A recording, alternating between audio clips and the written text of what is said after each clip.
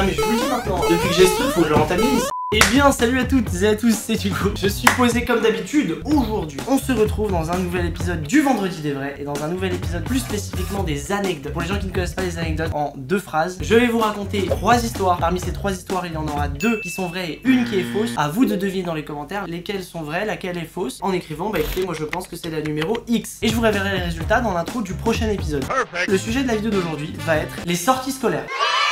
Ça me fait plaisir de partager ça avec vous finalement. Quand j'ai réfléchi à la vidéo, ça m'a fait sortir plein de souvenirs, à mourir de rire.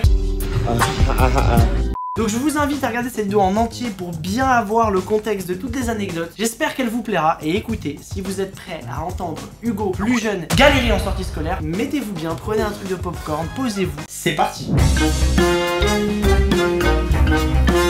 Déjà je commence, j'essaie de faire monter l'oxygène au cerveau là et d'essayer de minimiser le somme que j'ai toujours eu à propos des sorties scolaires par rapport à mes potes qui étaient dans un collège, lycée, primaire différent de moi. Toutes les sorties à part une seule que j'ai fait, c'était vraiment pas ouf. Je sais pas si vous avez tous ce pote qui dans son école, il va à l'autre bout du monde ou alors même il va en Angleterre. En Angleterre. Ah, j'allais me casser les à parler anglais là. Hey, oh, hey, boy, oh, hey, boy, oh. La première et dernière sortie scolaire que j'ai fait qui était vraiment cool de mon point de vue, c'était le ski.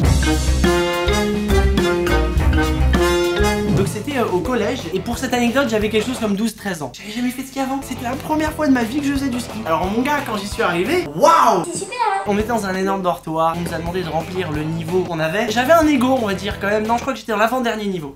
On s'entraînait, on était un petit groupe de galériens, on se regardait entre nous en mode t'es aussi t'as peur, moi aussi. On ne savait pas faire le basique alors qu'à côté on a fait nos potes qui avaient le même âge et qui excellaient là-dedans. Quand ils vont venir te voir et qu'ils descendent une piste et que toi t'attends, ils débarquent en plus tous avec leurs lunettes énormes, leurs combinaisons trop stylées. Ils arrivent avec leur ski là qu'ils ont personnalisé là. Ils descendent la pente et le moment où il arrive, il va faire un virage et il va te balancer de la neige dans la gueule. Super pour l'appareil photo. C'était pendant une semaine et au fur et à mesure des jours, on augmentait le niveau des pistes. On a même un jour fait piste rouge. Wouhou. Eh rock hein. Ça c'est du rock. Il m'est arrivé un jour où il y avait un peu de tempête. La visibilité qu'on avait était super réduite donc je pouvais voir à 5 mètres max. C'était un jour où en plus de ça, c'était la première fois où on était censé faire les pistes rouges. Tout le monde du groupe a dit ah non, oula, moi je piste rouge, brouillard, on peut se casser la gueule. Non, non, et les seules personnes qui ont dit oui, c'est un pote à moi et moi-même. Je suis dans un vrai traquenard. On était tous les trois avec le moniteur. On fait la première fois la piste rouge, le brouillard commence à tomber. Donc là, ça devient 2 fois plus dur. Donc on y va. Et en fait, quand je commence à descendre la piste rouge, il y a des endroits où c'est fait exprès qu'il y a du verglas ou un délire comme ça. Coïncidence? Je ne crois pas. Et je vois tout le monde qui est en train de tracer. Oui, comme dans Naruto, comme ça. Et à un moment je me casse la gueule, je sais pas comment j'ai fait. Moi je soulève mon ski va plonger à l'intérieur de la neige et en fait je bascule vers l'arrière. Et à ce moment là je me dis alors là je suis dans une situation, mon pote et le moniteur étaient encore devant. D'ici 5 bonnes minutes le moniteur il va se rendre compte que je suis pas là. Mais comment tu veux faire pour qu'il remonte? Mais j'étais serein. Et d'un autre côté je me disais sinon bah je peux appeler d'autres gens qui passent. Et j'avais la maudique chance parce que je sais pas, j'étais tombé enrhumé, il faisait froid. Rien qui va. La seule chose que j'avais dans mes poches de combinaison de ski, c'était des Kit Kat. J'avais acheté à Paris plein de Kit Kat et je les mettais dans ma combinaison de ski pour la journée. Comme ça, j'avais mon stock. J'arrivais pas à me rechausser de mon ski pour repartir. Impossible. Le ski qui s'était plongé dans la neige, il était parti, je ne sais où. Hein, J'attends. Je vois plein de gens tracer. J'essaye de faire des signes comme ça. C'est de toute beauté. On aurait dit un gars qui était mort en boîte de nuit par terre, en PLS, en mode.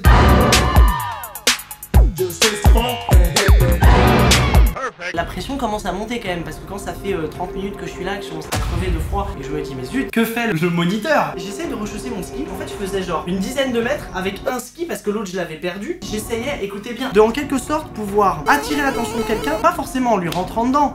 Bon si en lui rentrant dedans.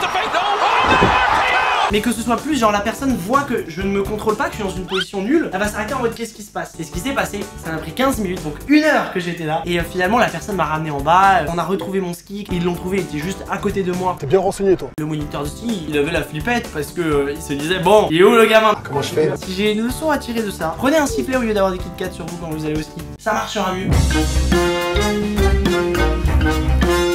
Pour cette deuxième anecdote, c'est la première fois où on est sorti de la France pour une sortie scolaire et c'était tellement bien. J'étais allé en Espagne pour les cours d'espagnol. Dites-moi pas que c'est pas vrai! Et en fait on était dans une famille d'accueil. Je sais pas comment ils choisissaient les familles d'accueil mais waouh. C'est vraiment incroyable. Notre famille n'était pas impliquée. On arrive dans la famille avec mon pote, on était par binôme. On dirait qu'on arrive dans l'appartement, waouh. Incroyable. Ça...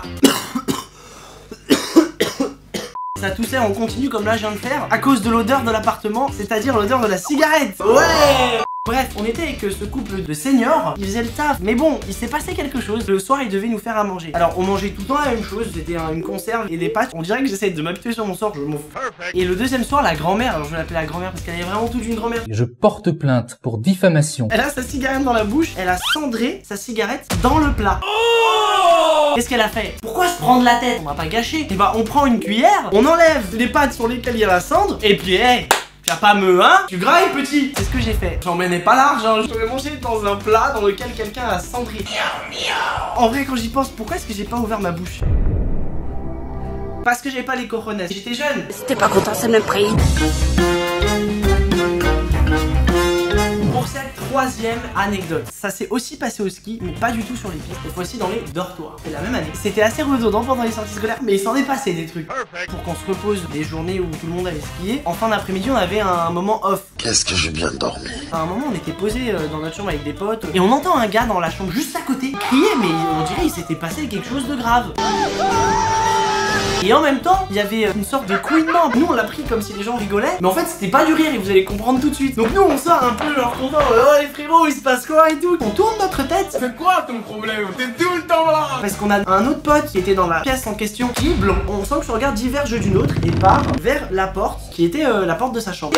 On regarde la porte de la chambre et qu'est-ce qu'on voit? Un doigt. Ah, c'était rock, hein. Ça, c'est du rock. C'est quand même impressionnant. Moi, sur le coup, j'ai fait la boule au ventre là, comme ça. Nice bro. On regarde le mec, on lui dit mec, qu'est-ce qui s'est passé? Et en fait, il a pas eu le temps de me répondre que la personne qui s'était coincé le doigt dans une porte ne tenait jamais une porte autrement que sur la poignée. Prenez ce réflexe. Et en fait, on entendait le gars courir dans le couloir qui était long. Il continuait à gueuler avec sa main qui était en sang. On a compris. La personne qui s'est coupé le doigt a malheureusement pas pu continuer l'aventure jusqu'ici. Ah, comme dans Koh-Lanta. Et leur sentence est irrévocable. Si cette personne regarde la vidéo, grosse dédicace à toi. On en aura vu des trucs pendant ces sorties scolaires. Bon, et bien écoutez, nous en aurons fini avec cette vidéo sur les anecdotes. J'espère que ça vous aura plu. Mais ne partez pas maintenant. Tout d'abord, si vous voulez qu'on fasse un autre épisode, je vous invite à cliquer sur le pouce bleu juste en bas de la vidéo. Ça me permettra de savoir si la vidéo vous a plu. Je vous invite aussi à vous abonner à la chaîne si ce n'est pas déjà fait. Je sais qu'il y a beaucoup de gens qui regardent souvent les vidéos mais qui ne sont pas abonnés. Quoi?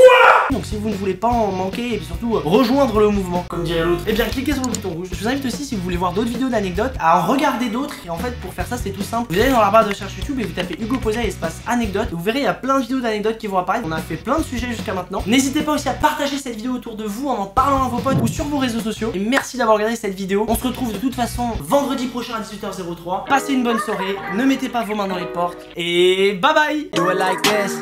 I've been on the ground like this, like this, like this. Do you like this? Don't nobody do you like this, like this, like this. This is my shit. You be like, this about as good as it gets. Do it like this.